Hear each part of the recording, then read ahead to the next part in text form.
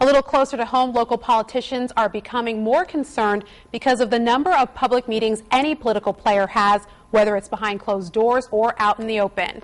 Eyewitness News reporter Marilyn Scherer brings us in-depth coverage live from the Providence Mobile Newsroom. In the wake of the mass shooting in Arizona, some question whether public officials can continue to remain so accessible and remain safe. Well, right now, the security of public officials during this time of heated rhetoric is on the minds of many lawmakers and citizens around the state. I've had the distinct honor and privilege of administering the oath of office.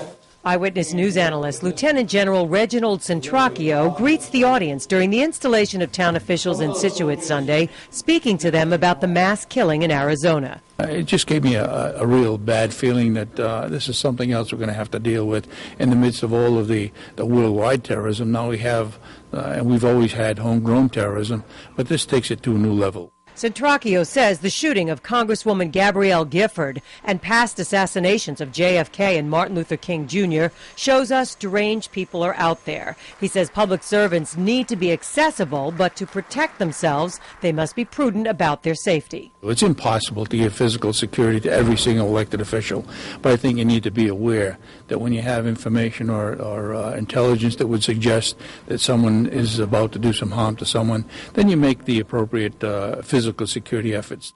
Centracchio says serving the public is a great responsibility, which unfortunately comes with risks that may only increase in the future.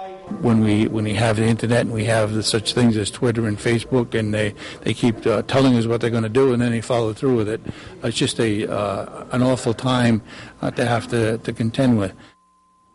The Lieutenant General says public officials have always been the target of people who have an agenda. He says being aware is prudent security because having physical security for every public official is just beyond the capabilities of the government.